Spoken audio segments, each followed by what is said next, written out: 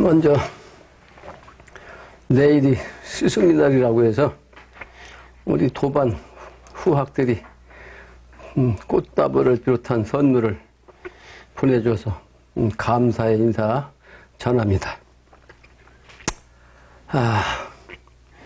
매년 맞는 일이지만 그때마다 고맙고 감사한 마음을 늘 가지고 있어요.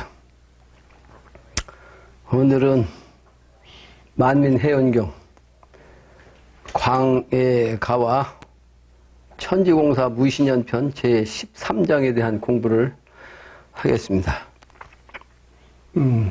어제 그제 우리 의전을 보는 우당의 지인을 통해서 과부 3사람이 다녀간 적이 있어요.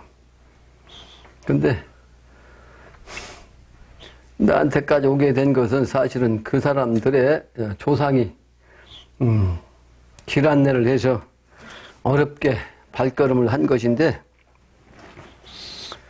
그러나 현실의 정신이 아직도 깊이 젖어 있어서 조상의 정신과는 다른 그런 마음을 가지고 있었기 때문에 내가 파장이 맞지 않으니까 들어오는 모습부터 시작해서 참으로 힘든 그런 시간들을 맞이했어요. 그들이 오기 전에 내가 미리 붓으로다가 글자 한자를, 단 한자를 써가지고 들어와서 앉자마자 그 단어 쓴 것을 보여주고 이 뜻이 무엇인가라고 질문부터 해서 내가 말문을 열기 시작했어요. 그 내용이 뭔고 하니 오늘 서론에 나와 있죠? 사주팔자에 보는 신사락에서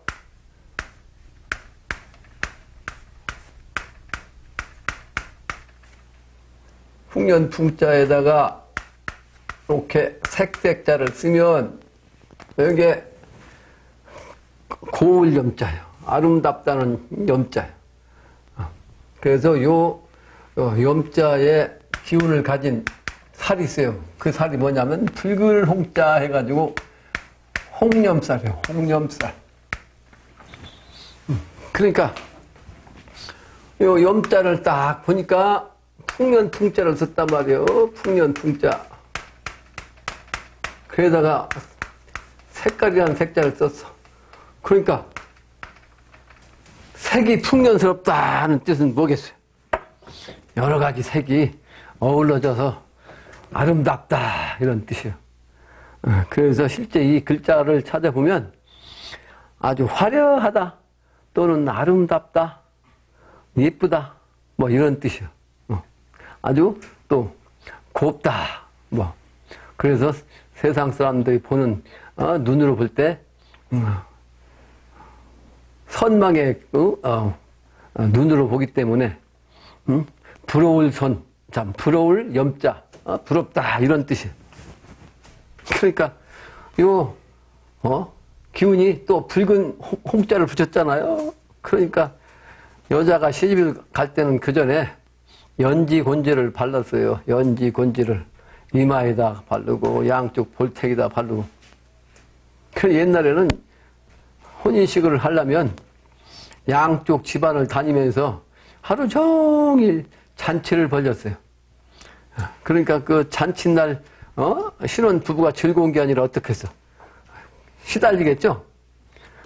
아주 시달려갖고 힘드는 그런 과정에서 첫날 밤을 보내야 되는데 기운이 다 빠졌어. 근데 연지곤지 바른 그 모습을 보고 정기를 회복해서 연정이 생겨나게, 연정의 마음이 생겨나도록 하는 하나의 색상으로 연지곤지를 발랐다 하는 거예요. 그래서 그 연지곤지 바른 그 얼굴 볼택이 요런 그 기색이 말이죠. 붉으스러움한 색깔을 낸 사람이 있어요. 어떤 사람 얼굴 전체가 빨간 사람이 있는데 그게 아니고 이제 볼태기만 붉으스러움한 사람이 있어요. 여러분들 본 사람이 있어요? 그런 사람들?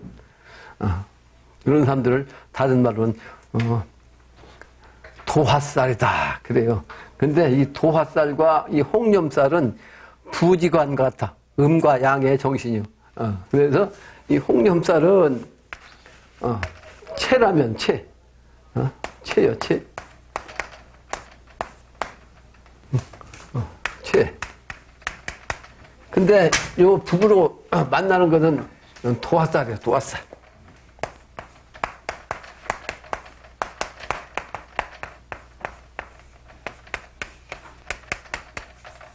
그러니까 채와 용의 차이는 뭐예요? 채는 내적인 것이고, 그죠? 내적이요. 요거는 외적이요. 그렇겠죠? 외적이요.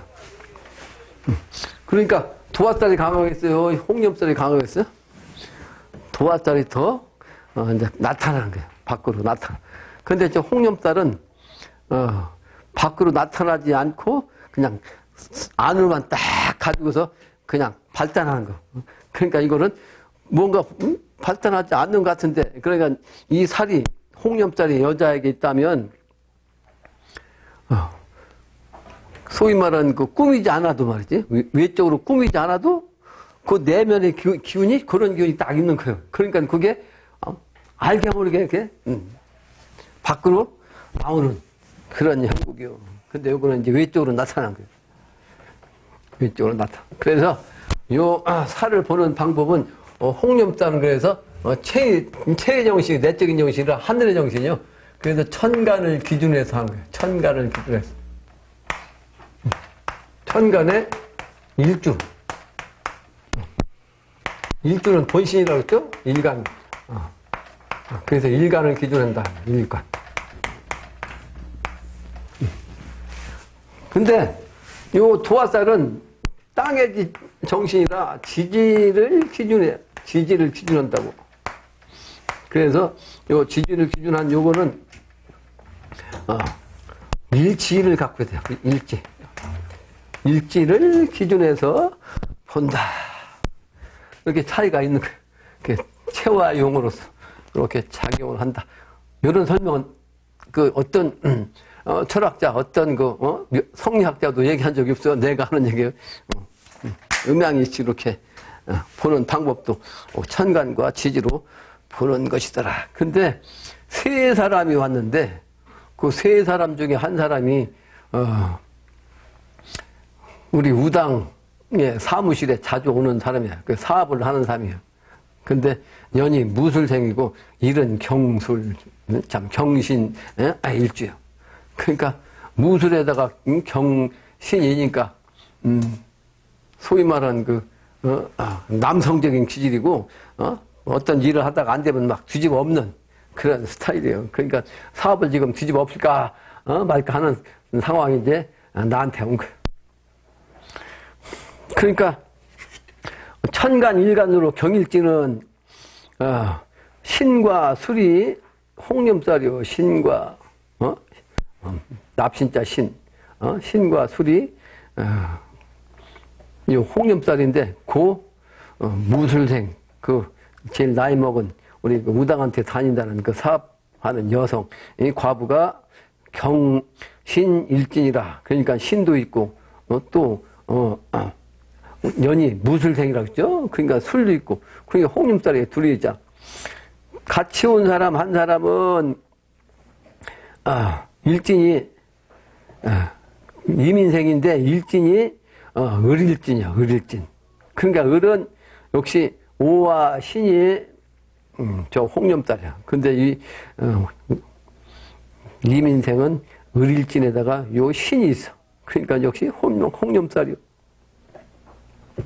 그럼 같이 온 사람 중에 한 사람이 이제 우리 우당한테 다니면서 사업하는 그 여인이 소개해준 사람이요. 그러니까 사실은 그 사람만이 와야 할 사람이거든. 그 사람은 어디를 가든지 간에 그러니까 영적인 기운을 가진 사람들이겠죠. 만나는 그런 사람들마다 하는 소리가 공부를 해야 된다. 그랬어요? 맞아요? 공부를 해야 한다 그러더라고요. 근데 그 공부라는 것이 세속의 공부는 다 했을 거 아니에요. 대학교까지 다닐 테니까. 근데 세속적인 그런 중고등학교, 대학교 이런 제도권의 공부가 아니라 정신세계의 공부를 뜻하는 거지. 그러니까 나한테 보는 건데 그 보낸 그 사람을 통해서 이제 같이 세 사람이 어울려 다녀. 근데 모든 것은, 만물은 유유상종이요. 유유상종. 끼리끼리 놀아. 개미는 개미끼리 놀고 말이에요. 에? 기러기는 기러기 떼가 같이 놀고 그러잖아. 따로 합해갖고 노는 경우가 없잖아. 그죠? 개미들도 종류별로 끼리끼리 놀아요.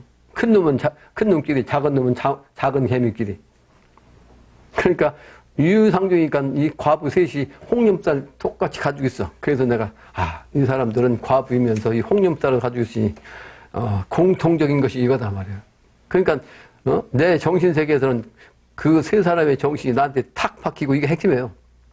그럼 나한테 와서 묻고 싶은 게 있을 거 아니에요. 그게 뭐요? 정신세계를 가야 할 사람들이 나한테 오는 거니까 첫째는 뭐요? 정신세계를 안내하는 조상의 기운이거든. 그래서 그 얘기를 해줬어.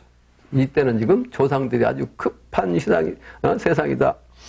급한 건 뭐냐? 사느냐 죽느냐 이 판국에 그 시운에 모든 성인이 말씀하신 그 시대를 맞이하기 때문에 조상들이 급히 보낸 것이고 바쁘게 보낸 건데 본인들은 아직 목살만 하니까 생각이 현실에서 매여 있는 거예요. 그게 내가 하는 얘기가 안 들리고 자기 지금 뭔가 아쉬운 것을 찾고 있는 거예요. 그러니까 가정의 문제,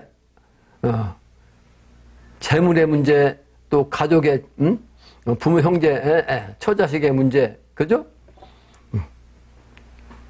이런 문제가 궁금한 거 아니에요. 지금 얽히고 설켜 있을 테니까 정신세계를 가려면 어떻게 된다고 그랬어요?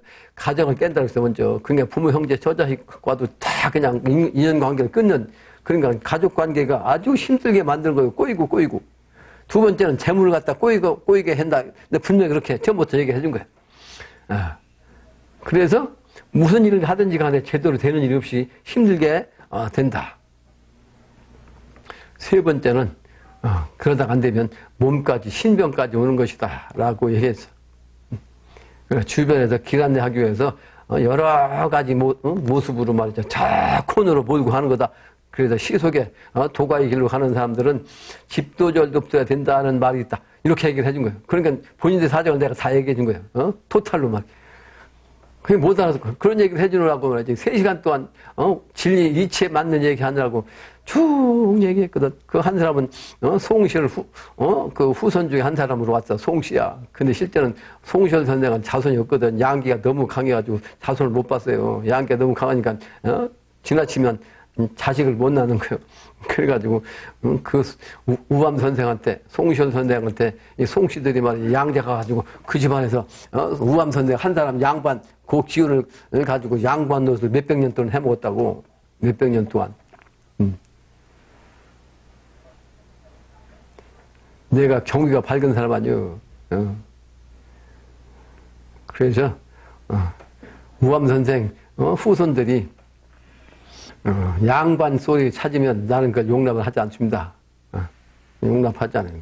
개뿔 무슨 양반이요. 자기 조상도 아닌 양자간 조상 한 사람을 놓고 말이지 대대로 양반에 해 처먹으면 되냐고 그거 난 용서 안 해. 그건 인정할 수가 없는 거예요.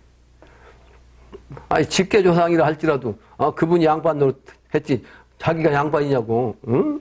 양반으로 살려면 그만큼 알고 말이지. 그런 능력을 가지고 소위 말하는 중생 제도할 만한 그런 실력이 있어야 되는 거죠. 그래 양반으로 탈 수 있는 거예요.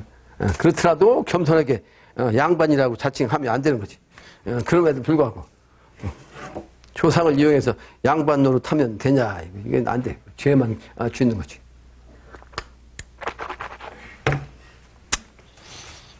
그래서 홍념달에 대해서 내가 오늘 밴드에서 글 썼습니다. 자세한 내용은 밴드를 한번 보기 바랍니다. 그리고 이 도화달은 지지를 갖고 보는데 지지가 이것은 삼합의 정신으로 본다 했어요. 이 지지로. 삼합. 그래서 각 4대국의 삼합으로 본단 말이에요. 예를 들어서 목국이다 그러면 해묘미 그러니까 삼합 아니요.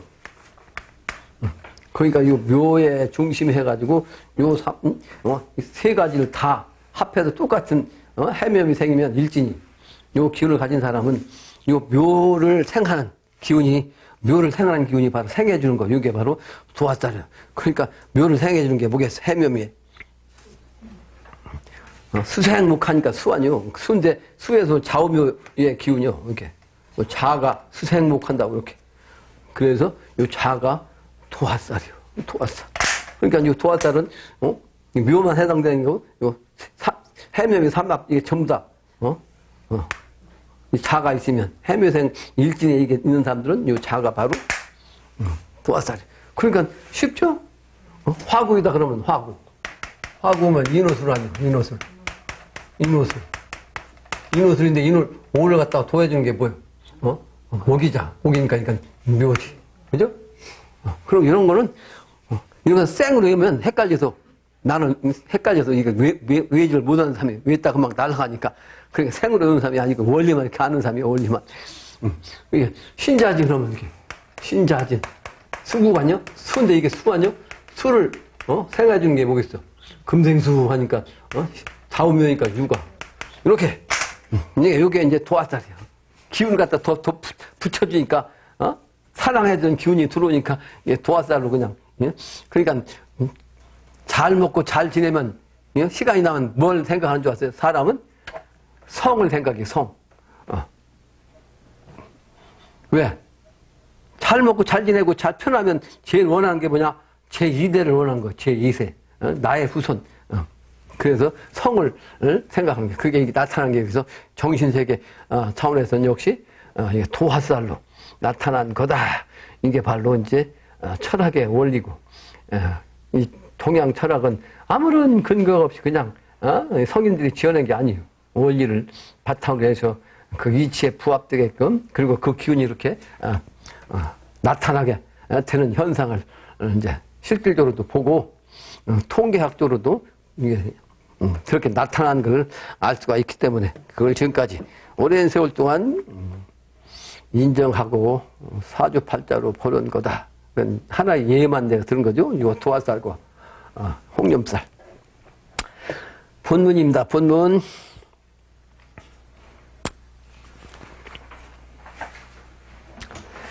광야세 광야세 도래로 광야세 부모께서 비자와 서자와 서손을 심히 애지하시던 비록 부모 없으사도 물친토록 경지하여 세잔케 아니하고 자식이 이첩을 두매 부모는 일인을 애지하고 자는 일인을 애지하던 의복과 음식과 집사함부터는 감히 부모의 소외와 화해와 편시를 하지 말라 이렇게 말했어요. 그러니까 광이라는 것은 넓을 광자 사랑했자.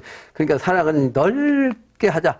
그러니까 한 사람만 사랑하지 말고 모든 사람을 다 사랑을 하자. 그게 바로 제도 중생의 첫걸음의 신법이죠. 모든 사람을 사랑하는 마음이 생기가 모든 사람을 갖다 이번에 살려내는 정신이 나올 거 아니에요. 그러므로 광야하자. 널리 사랑하자. 이렇게 얘기를 한 거예요. 한 사람만 사랑하면 안 된다. 근데 집안에서 한 사람을 사랑한 예가 있어요. 그게 뭐예요? 자식이 두 첩을 옛날에는 남자들이 통상 먹고 살만하면 양반 노릇하는 사람들은 여자를 둘씩 줬어요. 통상 둘씩. 그러니까 나도 우리 증조 할아버지, 고조 할아버지, 내 5대 장소이나 제선을 지냈잖아요. 근데 그분들이 전부 다, 두 분씩 계셔. 우리 할아버지는, 천하사를 한다고 그냥 불구가 하셨음에도 불구하고 많은 사람을, 많은 여자들 이 세상에서 다니면서 봤을 거 아니에요. 그런데도 불구하고 이 조부님은 그냥, 할머니 한 분인데, 그 윗대는, 대개 저 윗대까지 가면 대개, 할머니가 한 분인 경우가 별로 없고 두 분씩 여자 위에 올라가면 우리 증조부터 그러니까 그게 옛날에는 그게 정상이에요 집안이. 그러니까 여기도 그게 나오는 거예요. 자식이 만약에 아버지 입장에서 볼 때 자식이 만약에 아들이 두 여자를 데리고 왔어. 그러면 부모는 말이지 한 사람은 사랑하고 한 사람은 뭐예요? 부모를 이렇게 정성을 부모를 잘 모시고 효심이 지극한 사람을 사랑할 거 아니에요. 그죠? 근데 아들은 사랑하는 사람이 아니고, 늦게 들어온 말이지. 첩이 더 사랑스러울 거 아니야. 그죠? 그러니까 그 첩을 사랑한다. 이런 경우에 말이야. 어떻게, 처신을 해야 하느냐. 어떤 것이 효냐. 요걸 말씀하시는 거예요. 여기서. 그러니까 의복과 음식과 이런 집사, 이런 집사라는 것은 밑에 써놨죠. 집을 맡아 보는 사람 또는 높은 분을 높이 부른 말 또는 행사를 맡아서 일어난 사람 이런 걸 의미해. 그러니까 집에서 집안을 돌보는 사람이 집사라고 할 수 있는 거죠. 이런 사람이 집사 등이 말이지. 집사부터는 감히 부모의 소외, 부모가 사랑하는 그 정신 요거를 갖다가 자기가 사랑하는 그 하나의 그 여자한테만 편히 한쪽으로만 치우치게 보지 말라 이런 뜻이요. 이런 뜻. 그 여기서 보면 비자와 서자가 나오는데 이 비자란 말은 뭐겠어? 비자? 비자란 말은 여자가 자기를 낮춰서 칭하는 말이요. 또는 맏아들 외에 모든 자식을 여자의 그 종로로 타는 여자 그러면서 자기 자신을 낮추는 소녀 또는 하녀를 비녀라고 했어요. 비자. 서자는 양반과 양면 사이에서 난 아들 또는 맏아들 외에 모든 자식이 서자예요. 평범한 서자. 또 정부의 자식 말고 정부가 아닌 정부는 뭐예요? 본처의 자식이 아닌 서자 첩의 자식들을 또 서자라고 한다. 선손이란 것은 서자의 아들을 갖다 뜻하고 애지란 사랑한다는 뜻이죠. 사랑할 애자 갈치자 사랑을 계속 한다. 사랑하는 진행형을 애지라고 그래. 그런데 이 몰친은 뭐 아까 뭐 저 위에서 본 몰친토록 경제하야 그러죠? 몰친토록은 몸신자 빠질 몰자 몸이 빠진다는 얘기는 뭐냐면 죽는다는 뜻이요. 그게 내 몸이 죽는다 이런 뜻인데 내가 몸이 죽으면 그런 뜻이 아니고 여기서는 뭐냐? 정성을 죽음을 다해서 죽도록 이렇도록 죽음을 다 할 수 있도록 말이에요. 죽음을 불사하고 공경해야 한다. 그게 바로 물신토록 경제해야 한다. 예. 여기서는 광해가인데 우선 부모님한테 사랑하는 것이 광해의 시작이요. 그래서 이제 부모님한테 이제 존경하는 마음을 이렇게 표현한 겁니다. 다음 장이요. 비록 부모 없으사도 쇠잔케 아니하며 자식이 그 철을 심히 마땅히 여겨도 부모께서 불렬커던 그 철을 출제하고. 이게 무슨 말이요? 비록 부모 없이 이제 부모가 없어서도 말이죠. 비록 부모님이 음식이 없어지다 한다 하더라도 또 몸이 쇠약하게 약해지게 약해진다 하지 않고 말이에요. 또 자식이 만약에 그 만화를 갖다 심히 마땅히 여겨도 부모께 사랑을 받을 수 있는 짓을 하지 않고 나쁜 짓을 해. 그러면 왜? 부모가 어떻게 했어요? 기분이 좋아요? 안 좋아요? 기뻐요? 안 기뻐요? 기쁘지 않다 하면 기쁘지 않아. 그래서 불열은 기쁠 열자. 안 입을 자 아니야? 그러니까 이게 뭐야? 기쁜 거예요? 기쁘지 않은 거예요? 기쁘지 않는 거예요. 그러니까 부모가 기쁘지 않은 짓을 하면 안 된단 말이에요. 자식이 아무리 마누라가 첩이 이뻐도 말이지 이뻐하는 그거를 부모가 말이죠. 기뻐하지 아니하면 그렇게 하면 안 된다. 이런 뜻이야. 네? 이런 뜻이야. 그래서 그 철을 심지어는 내보내라고 있어요. 출지라는 건 내치라고 있어. 내치라. 네가 아무리 사랑해도 저 첩이 말이지 부모에게 기쁘게 하지 아니하면 내치라. 이런 뜻이야. 옛날에 이렇게 효도의 기준이 아주 컸습니다. 근데 요즘 이런 얘기를 하면 시운이 안 맞는데 왜 이러한 얘기를 했냐. 부모에게 공경을 다해야 한다는 걸 이렇게 가르치는 거예요. 부모에게 최우선적으로 부모의 마음을 아프지 않게 해야 한다. 기쁘게 해야 한다. 요 가르침인데 네, 요런 그 내용을 보면 내가 마음이 아파. 내가 그렇게 못했기 때문에.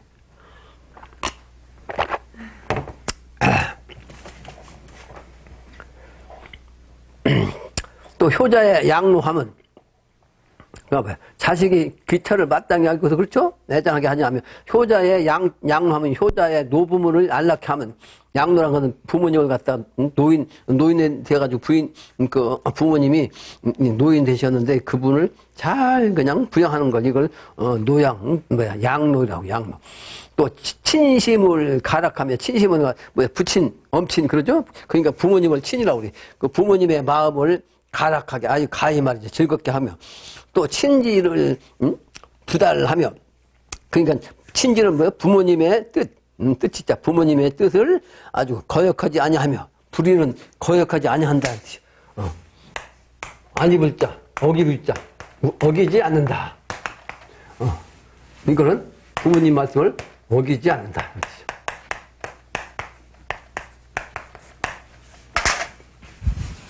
어기지 않는다.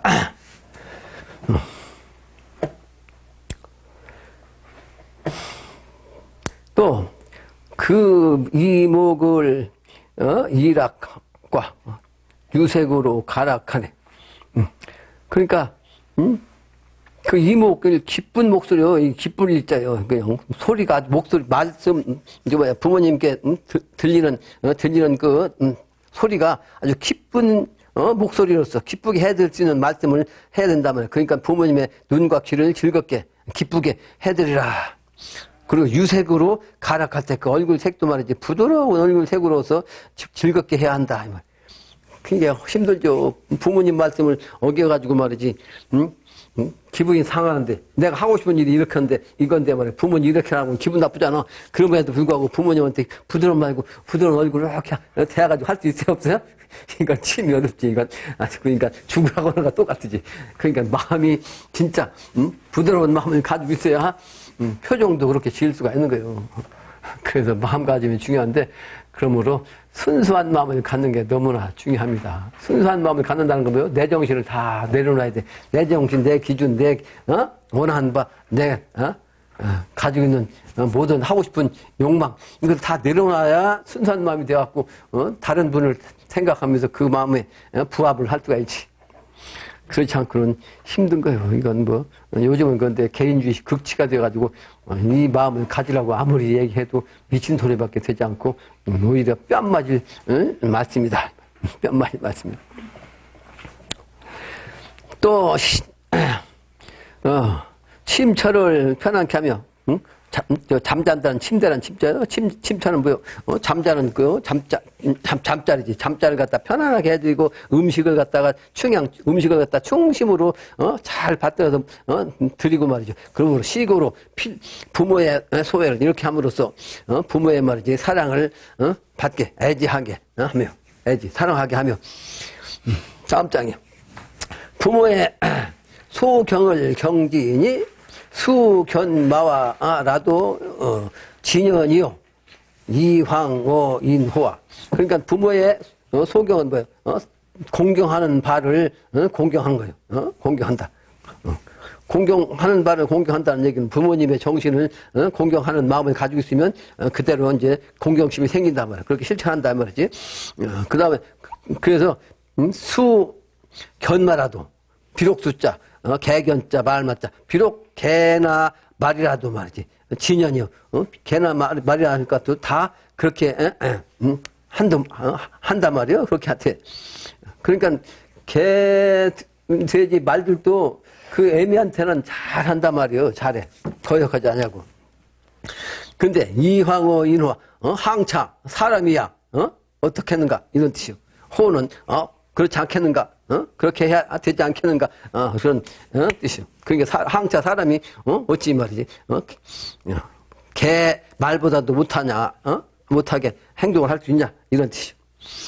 또 불애하며 불경하면 사랑하지 아니하고 공경하지 아니하면 오 부모를 나의 부모를 만홀이라 나의 부모를 갖다 태만히 하고 소홀함이라 많은 태만히 한다는 뜻이고 홀은 소홀히 한다는 뜻이요. 태만하게 하고 소홀하게 한다 이런 뜻이요. 그러면 세월이 여기가 이렇게 세월이 간다면 구음을 하면 노관이 만약에 구는 시아비 굽자라고 했죠. 시아버지가 돌아가시면 뭐 일단 모르는 이제 돌아가신 거예요.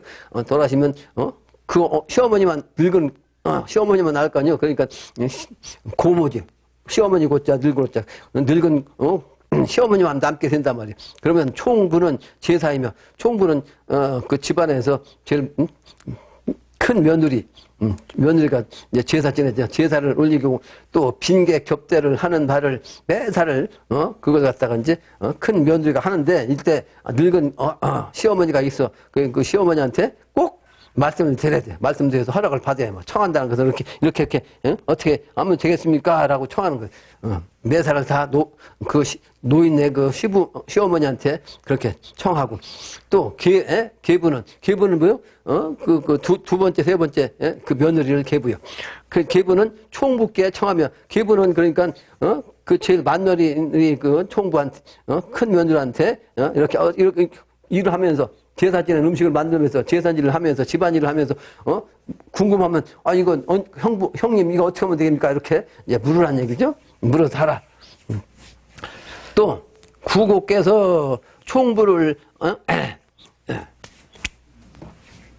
사지하든, 그러니까, 시어머니께서, 그 며느리한테 일을 시키거든, 못해하며, 무태는 이게 뭐가 아니고 무태, 시키는 대로, 해야 된단 말이야. 그러니까, 게을리 하지 말라, 이 말이야. 게으를 대자, 말무자, 게을리 하면 안 된다. 게을리 하지 아니하며, 계부에게, 지차의 그 며느리에게, 무례하이 못하니, 지차의 며느리라 해서 또 예의 없이 하면 안 된다, 이 말이죠. 구고께서, 시부모께서 계부를 사죄하던 시부모님이 말이죠. 지차의 며느리들에게 만약 일을 시키시거든 계부는 그 지차의 며느리는 총부, 형님에게 저구 못하며 저구라는 것은 내버렸을 때 대적해 나란히 한다는 뜻이죠. 그러니까 시부모님이 나한테 일을 시켰으니까 큰 며느리한테 나한테 일 시킨 일이니까 형님 내 마음대로 할 테니까 그렇게 하시오니? 그럼 안 된다 이 말이에요. 무시하면 안 된다 말이에요. 형님한테 꼭 이렇게 해야 이렇게 내가 부모님한테 명을 받았는데 이렇게 하면 맞습니까? 이렇게 해도 되겠습니까? 이렇게 하라는 뜻이에요. 옛날에 이렇게 서열을 중시했습니다. 맏아들의 정신을 그렇게 중시했는데 왜 그랬냐? 장자가 부모를 끝까지 모시고 옛날에는 그랬어요. 끝까지 모신 것뿐만 아니라 돌아가신 다음에도 끝까지 죽을 때까지 부모님 제사를 올렸어. 부모님 제사를. 그러므로 가장 맏며느리를 중시를 한 거예요. 그래서 내가 어릴 때만 해도 장손, 장자를 내가 그렇게 위했어요. 내가 장자놈 하다 보니까 어릴 때 할머니한테 그렇게 사랑을 많이 받았어요. 장자라고. 근데 요즘은 장자, 차자 이렇게 구분이 없잖아요. 미래세계는 그 제사 지낼 일도 없어. 왜? 신명과 조상과 같이 지내는데 무슨 제사냐고. 그러니까 그때가 가까워지니까 지금 형제간에 이제 이런 게 없어졌어. 없어졌어. 그 후촌도 쓰고 가까워져서 그런 거예요. 감히 다음 장에 감히 병명치 못하면 감히 나란히 하지 못한다는 뜻이에요. 병명이라는 것은 나란히 하지 못한다. 함께 하지 못한다. 형님과 그 계부 그러니까 큰 며느리와 작은 며느리는 감히 똑같이 행동할 수 없다. 이런 뜻이요. 또 감히 병자치 못하면 감히 똑같이 앉을 수 없단 말이야. 형님 앉았다고 해서 지도 똑같이 가서 앉아있으면 안 돼. 같이 눈치 보고도 일을 해야 한다고. 똑같이 하면 안 된다 이 말이야. 형님 안 하니까 나도 안 한다. 그러면 안 된다는 이런 뜻이에요. 또 사방 가라 분명하든 사방 가라 불명은 뭐예요? 명을 내리지 않은 거죠. 사방은 뭐예요? 각자의 방향. 며느리들 어려서 있으면 각자 방이 있을 거 아니에요. 근데 부모님 시어머니가 가서 자라. 이제 일 끝났으니까 가라. 이렇게 명령이 내리기도 전에 지방에 가서 이렇게 잘라고 하면 안 된다고 옛날에는 그렇게 어려웠다고 옛날에는.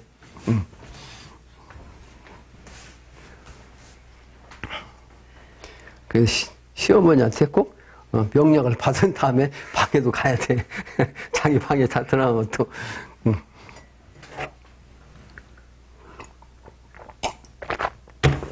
세상에 안 가르치는 걸 내가 얘기하니까 새롭죠? 옛날엔 이렇게 했어요. 양반가에서. 또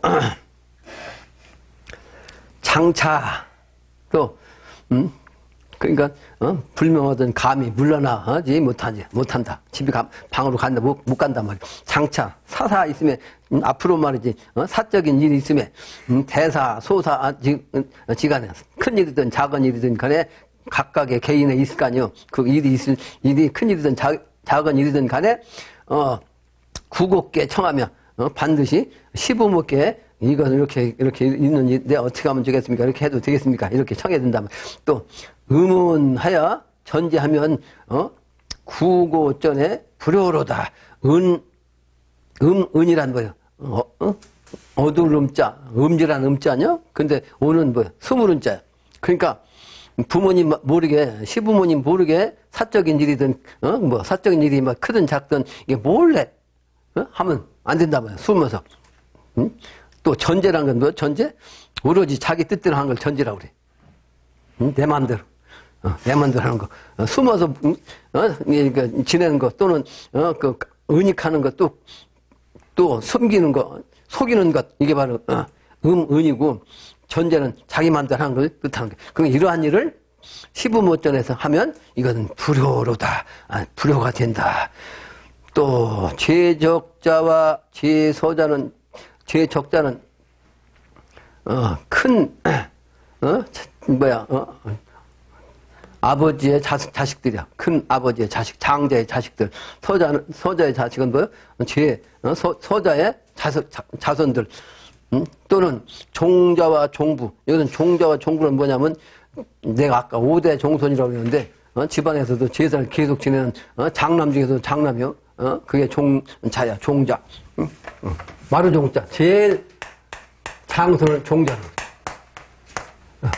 그러니까 가장 집안 족속 중에서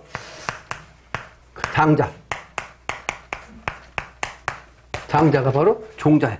그러니까 이 종자의 부인은 누구예요? 종부지. 종부. 그래서 양반 집에서는 이 종부를 갖다가 그 집안에서 가장 높이 했습니다. 가장 높이 대우했어요. 근데 종부가 되면 통상 이제 장자로 쭉 내려다 보면 어떻게 돼? 제일 먼저 태어나서 제일 먼저 달아다 보니까 지손에서 늦게 태어나갖고 늦게 나와서 계속 내려다 보면 저 멀리 떨어지면 어떻게 돼? 할아버지 빨, 증조할아버지 빨, 심지어는 고조할아버지 빨 되는 사람이, 장자로 볼 때 이 사람이 고조할아버지 빨이야, 실제는. 근데 이 사람이 장자야. 근데 장자니까 고조할아버지 빨이니까 이 사람이 높잖아, 훨씬. 그러니까, 이렇게 하는 건데, 고조할아버지라고 종손한테 왜 이놈? 그러면 안 돼. 깍듯이 해야 돼.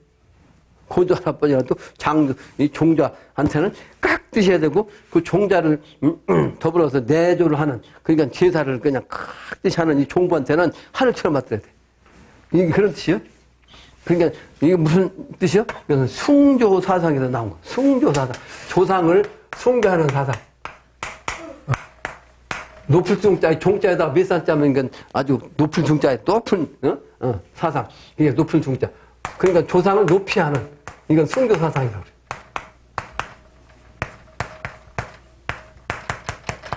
그러니까 이 종부가, 대대로 모든 조상들을 갖다가 제를 모시잖아. 그러니까 제사를 모시는 이게 아주 가장 큰 일이거든. 가장 중요한 일이고, 그 숭조사상. 그러므로 종부가, 촌수는 잘 낮아가지고, 증손자 빨의 부인인데도 깍듯이 그냥 아주 크게 집안에 제일 어른으로 이렇게 대우를 해줘야 돼. 그래서 집안에 종부가, 죽거나 그러면 그 집안에서 막 와가지고 막 그냥, 그렇게, 그런 건 내가 직접 가서 본 적이 있어요.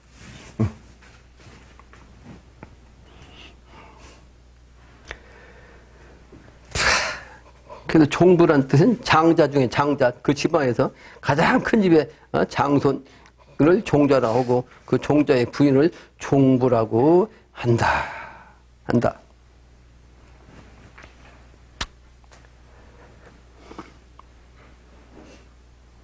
그래서 종자와 종부를 공경하여 섬기되, 사지라는 건 섬길사자예요. 섬기되, 비록 부귀 하나, 다른 족속들이 말이지, 잘된 사람이 있을 거 아니에요. 잘된 사람이 아주 잘되고 귀하게, 벼슬을 한 사람이 있을 거 아니에요. 그렇더라 할지라도, 비록 부귀 하나, 감히 그 부귀로서 종자의 집에, 함부로 들어갈 수 없어. 비록 중사도라도 밖에다가 사치하고, 그래도 밖에서, 종부 집안에 감히 못 들어가, 종부 집안에. 그러니까, 가려면 밖에다가 딱 대기하고 있다가, 필요할 때 허락받고 들어가야, 그렇게 우리 권위를 세워준 거예요. 또, 과약함으로 입하며, 과약이라는 것은 잘나고, 부귀한 사람이라고 잘났다고 그냥, 잘 옷을 입고 말이지, 거드름 피고 말이지, 뭐, 이렇게 있는 척 하면서, 요즘 하면 막 그냥, 최고의 승용차 타고 막 딱 와가지고, 이러면 안 된다. 그런 거 다 제껴놓고 아주 감소하게, 조심스럽게, 종자를 대해야 한다. 이렇게 가르친 거예요. 까불지 말라고 한 거예요. 아무리 부귀하더라도. 종자, 이놈들아. 너희 직계 조당들을 모시는 분은, 종자. 그러니까 하늘처럼 생각이다. 이놈들아. 네가 아무리 부귀하더라도. 이렇게 가르친 거예요. 그래서 검소하게, 하란 말이에요. 그래서 부형과 종족에게 이에 더하지 못하니. 더 함부로, 이보다 더 높이 할 수 없단 말이에요. 종부야. 종자와 종부에게. 그래서 광해가 부른 사람, 이 광해가를 알고 부르는 사람은 광해지심 없단 말이야. 광해, 큰 사랑을, 넓은 사랑을, 사랑의 마음이 없단 말인가. 근데 이게 이제 큰, 하나의 그 가정이, 종족이 커지면 어떻게 돼? 세계는 하나예요. 세계는 하나. 내가 언제 가도 강의한 것 같은데, 그래서 흑인이든 백인이든 황인종이든, 과학적으로 유전인자를 딱, 풀어서 헤쳐보면 99.9%가 똑같다는 거예요. 그러니까 한자손의 후손이다. 한자손의 후손. 그러므로, 그 한자손의 후손이 정통, 종자의 장자, 저기 어디다? 대한민국이고, 그 대한민국에서 장차 세계를 주도하는 그런 인물이 나와서 천하를 다스리는 곳이다. 그것이 이와 같은 숭교사상, 이것이 명분이다. 이렇게 이야기를 할 수가 있습니다. 천지공사 무신년편 제13장입니다.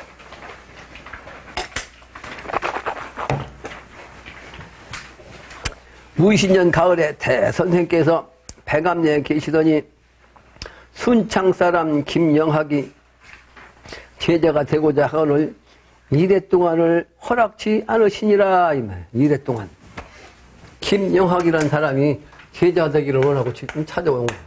김영학.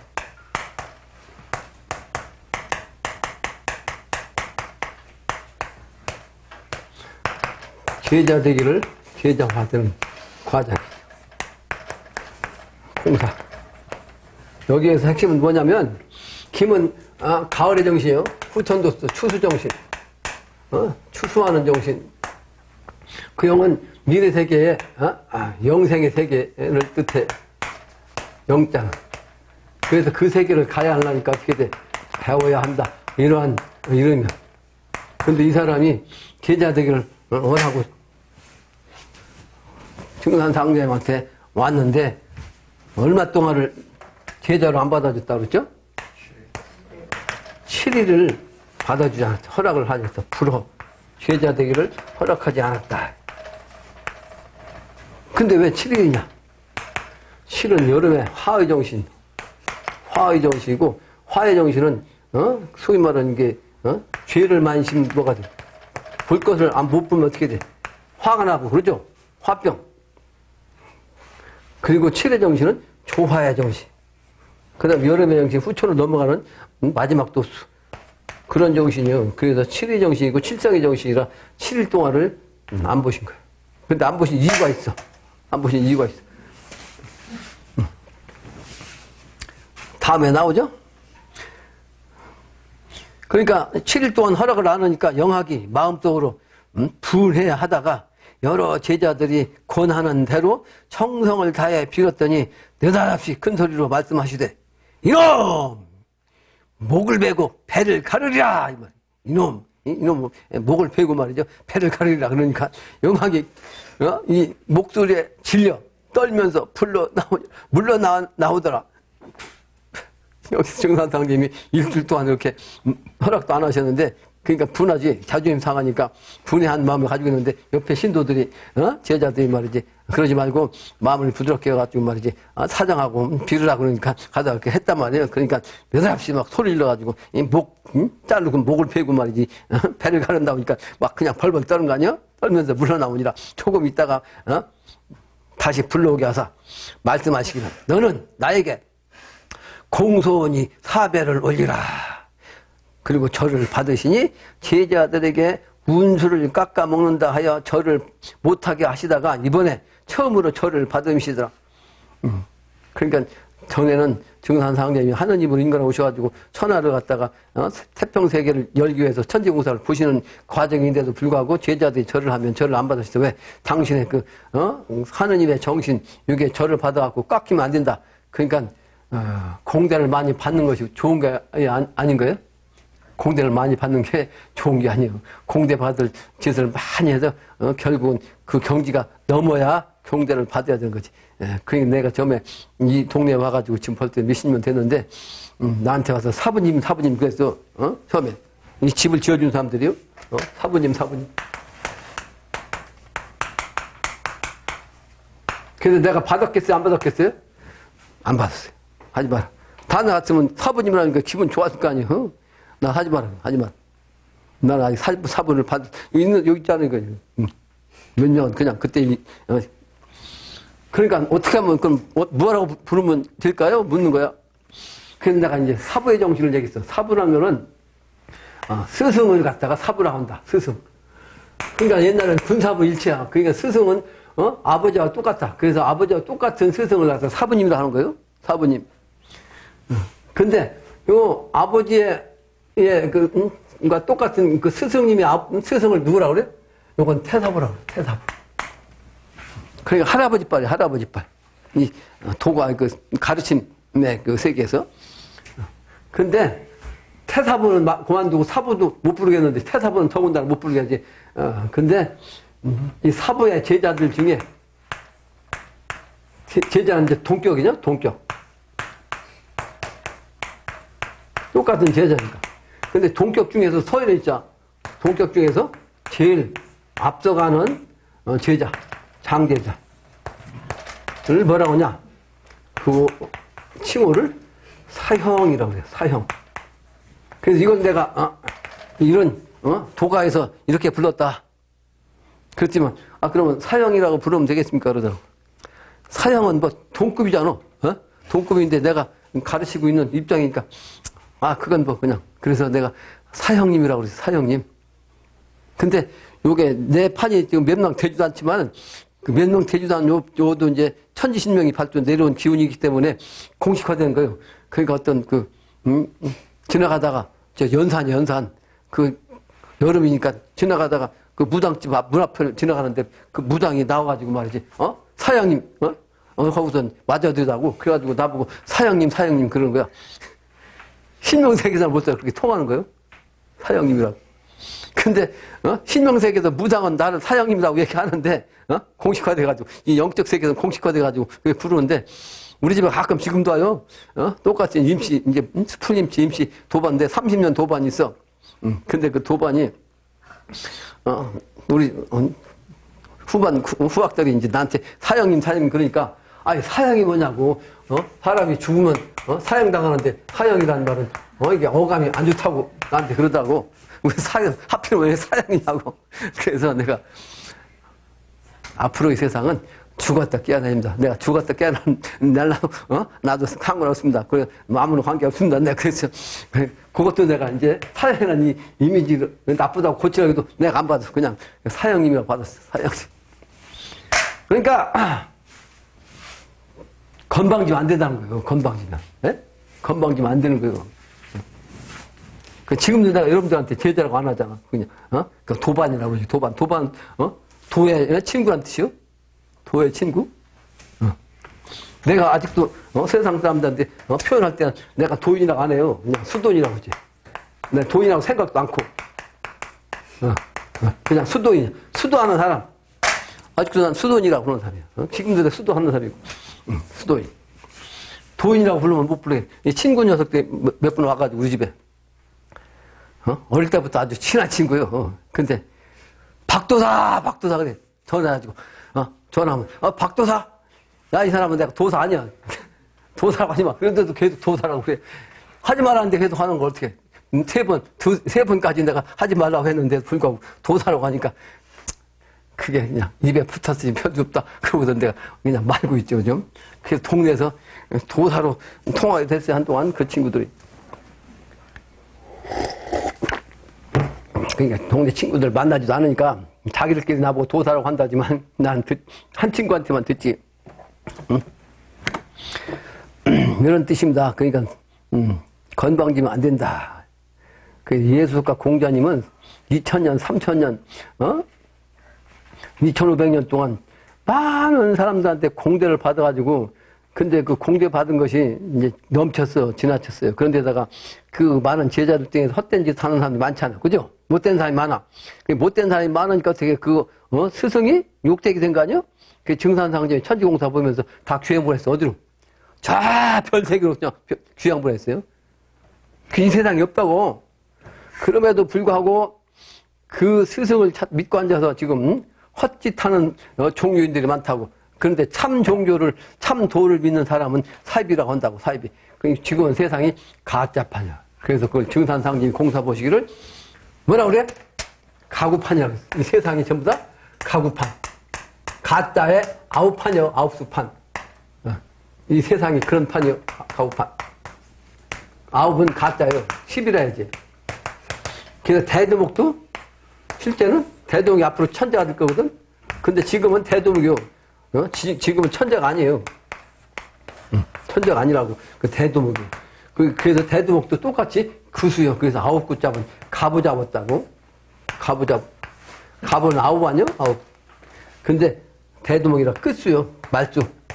그래서 끝에 가면 이 끝수가 모든 걸 다 먹는다고. 그래서 지금은 대두목도 속이라고 똑같이 아홉판, 가구판, 거지판 거기에 있는 거다. 그거 쉽게 얘기해서 아직 콩이 말이지 가을이 안 됐어. 그래가지고 가을이 돼야 찬철이 맞으면 이파리는 부스스 쏟아지고 열매만 남잖아요. 그러니까 아직은 그 열매가 아직은 가을이 덜 돼서 아직 찬철이 안 되고 완전히 안 익었어. 완전히 안 익었기 때문에 가짜판이다. 그래서 지금은 추수할 때가 아니다. 근데 지금 다 됐어요. 다.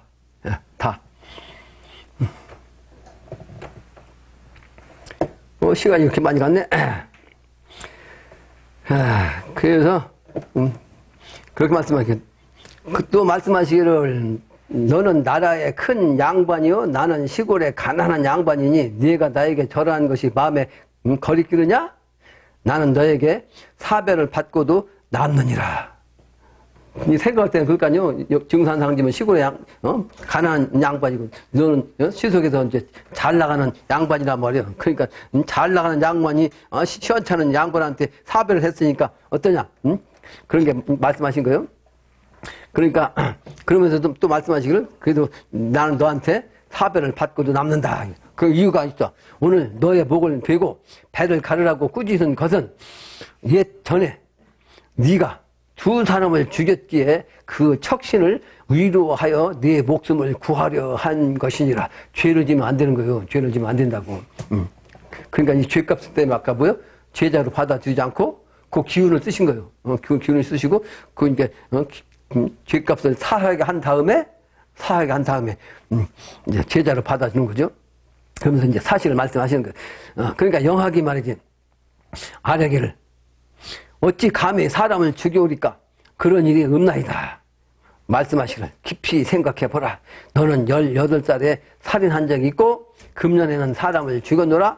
영학이 환히 깨달아져서 아뢰기를 이런 일이 있어싸우니 18살 때에 남원에서 아전이 세금을 독려하러 왔는데 말과 행동이 너무 무례하기에 분노를 이기지 못하여 저도 모르게 화로를 던졌더니 그 사람의 머리를 다쳐 다음 해에 죽고, 그러니까 직접 죽은 건 아니에요. 그 화로에 맞아갖고 다음 해에 죽었단 말이에요. 그러니까 이게 자기가 살인했다고 생각하는 거지. 근데 그 정산상이 볼 때는 그 죽인 거 사람을. 그건 이제 그 혼이 깨달아서 얘기하는 거예요. 처음에는 아니라고 했는데. 그리고 금년에 의병이라고 자칭하는 사람이 나쁜 짓을 하기에 대장을 찾아가 꾸짖었더니 그 뒤에 들리는 소문에 의하면 그 쫄병을 그 대장이 말이야 처중했다 하옵니다. 처중했단 말이죠, 대장이. 그러니까 자기가 죽인 게 아닌데 자기를 통해서 대장이 죽인 거죠. 그러니까 두 사람을 죽인 거예요. 말씀하시기를 바로 그 일을 이름이니라. 영학이 이에 전날의 잘못을 뉘우치고 큰 은혜에 감사의 눈물을 흘리니라. 영학이 다시 아뢰기를 몇 년 전에 최면함과 최익현이요 더불어 의병을 일으킨 적이 있었더니 이제 일본군이 의병을 거두라고 하여 수사가 날로 심해지니 목숨을 구해 주소서 그랬단 말이에요. 자기가 의병 노릇한다고 이제 그 치익현하고 같이 의병 노릇했는데 이제 일본의 그 경찰들이 수소문 하면서 자기를 이제 죄에 온단 말이에요. 잡아가려고. 그러니까 구해 주소서 그랬단 말이에요. 그러니까 말씀하시기를 영하가 나를 만나지 못했으면 목숨을 보존하지 못했으리라. 이미 넌 그놈들한테 붙잡혀가 죽었을 거란 말이야. 너는 지금부터 최익현 등과 함께 꾸미던 일은 인연을 끊으라. 그거 하지 말라 이 말이야. 내가 오늘 일본군 대장에게 칙서를 써주리니 너는 자수를 하라. 영하게 말씀드리기를 지금 형세가 저들에게 잡히기만 하면 반드시 죽이리니 자수하는 것이 불가하나이다. 말씀하시기를 내가 명령하거늘 그가 어찌 감히 못된 짓을 하리요?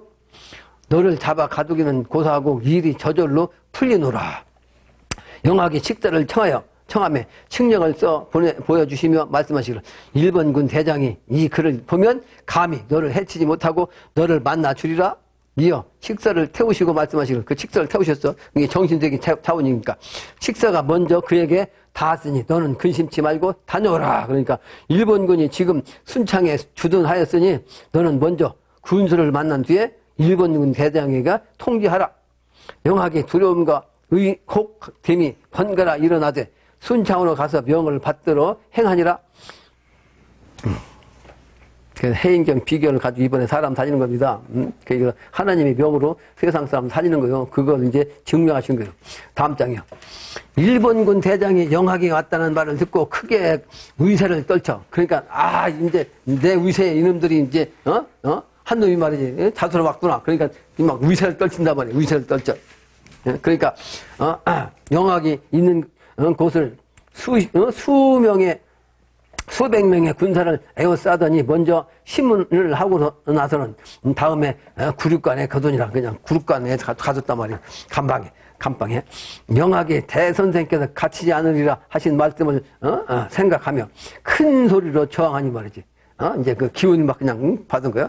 그러니까 마침내 여러 장소를 권하여 항복시키겠다 약속해 하고 석방시키니라. 다른 장소들까지도 네가 가서 권해서 항복하겠다 하는 것을 네가 약속을 받아내라. 그 약속을 하고 나서 이제 석방시켰어. 그 영학이 돌아와 배우려 할 때 마땅 앞에 이르자 맞아. 먼저 위로하여 말씀하시기를 네가 이번 길에 많이 놀랐도다. 일본군 대장이 어찌 감히 너를 가두리요? 칙령을 어긴 죄를 다스리리라 하시더니 그 뒤로 일본군 대장이 순창에서 즉사하니라. 신명도릅니다. 신명도릅. 네? 신명도릅. 하루는 백암리에 계시며 설법하시고 행법하시사 물을 먹으며 종이에 뿜으시니 바로 하늘에서 비가 내리니라. 제자가 명으로 청수 한 동이를 받들어 올리거늘 대선생께서 한 것을 떠서 반은 마시고 나머지는 도로 동에 쏟으시니라. 말씀하시기를 너희들은 각자 한 그릇씩 마시라. 제자들이 명을 받들어 마시니 신명에게 칙령을 내리시니라. 이 공사는 가르쳐 주시지 않으니라. 이게 후천도수로서 여러분들과 함께 우리가 행할 일이기 때문에 당시에 비밀로 하신 겁니다. 결론이에요. 결론. 양반 시대의 가정 예법이 이와 같이 현대 무식한 막 가는 세상에는 이해가 되지도 않고 알 수 없는 글이 되겠지만 예법이 이러함을 우리는 먼저 인식하는 것이 중요합니다. 그래서 앞으로 이 세상은요 이런 예법이 실제는 없어요. 없는데 없음에도 불구하고 있는 것 같이 아주 엄격합니다. 그래서 내가 그걸 여러 번 얘기했어요. 그걸 예를 들어서 얘기했어요. 변산에 가면 그 산 중턱에 지금도 귀화집 한 채가 있어. 근데 그전에는 나무도 있어갖고 안 보이는데 요즘은 불 타가지고 집만 남았더라고. 그 집은 안 탔어요. 묘하게 그 기운이. 근데 거기에 누가 있었냐? 그 유명한 조선시대 때 마지막 도통한 유형원이라는 분이 있어. 유형원. 근데 그분도 정신세계 차원에서 미래세계를 훤히 내다봤어. 그래서 그 양반 호가 뭐다? 반개요. 반개. 반개란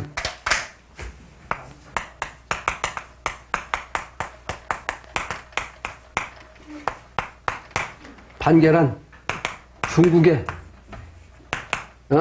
골짜기 이름이요. 골짜기 이름. 근데 어떤 골짜기 이름이냐? 강태공이 말이지. 낚싯대를 벌린 그런 곳이 바로 반개요. 그러니까 강태공이 낚싯대를 들고 있다가 그 문왕이 와가지고 그냥 모셔간 것이거든. 그러니까 그 정신을 강태구 정신을 아는 아주 미래를 꿰뚫어 본 양반이야. 그래서 양반이 제자하고 대화를 했어. 어떤 제자? 그러니까 미래 세계는 이러이러한 세상이 온다고 하니까 제자들이 그런 얘기를 많이 듣고서 말이지. 이 반개 선생한테 물었어. 어떤 분을 질문했냐? 내가 몇 번 얘기했는데 앞으로의 세상도 말이지.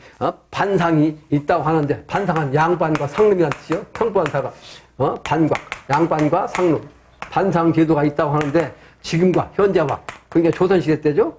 조선시대 때 조선 말 때니까 조선 말 조선시대 지금과 그 미래 그때는 그때와 어떻게 차이 납니까? 와, 이 차이를 묻는 거요. 차이점. 그러니까 뭐라 했어요?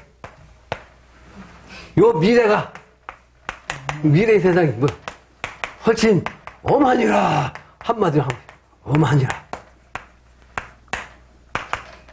엄하다 엄하다. 조선시대 양반은 이건 아무것도 아니고 그 예법이 아주 이런 예법이 있단 말이야 옛날에. 근데 이런 예법이 아니고 아주 신들어서 예법이 아주 엄한 법이 있어가지고 윗사람한테 말이지 한급만 높아도 윗사람한테 함부로 쳐다보지도 못하고 함부로 말도 못하고 함부로 말이지 나쁜 마음도 못 먹고 이런 세상이 된 거예요.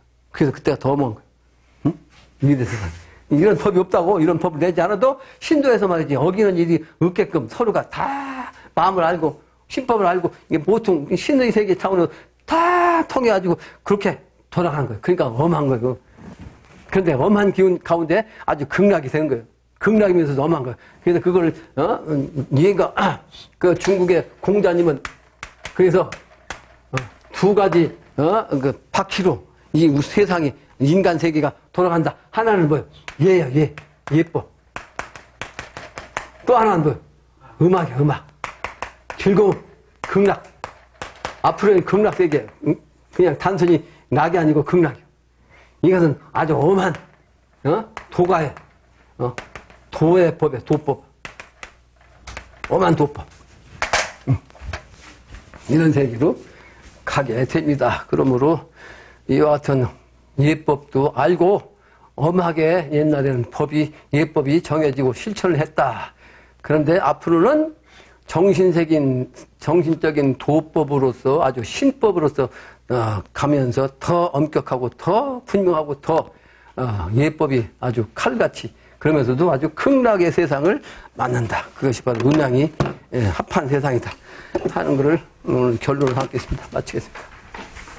다수를 가져주시기 바랍니다. 감사의 인사를 올리겠습니다. 인사 감사합니다. 감사합니다.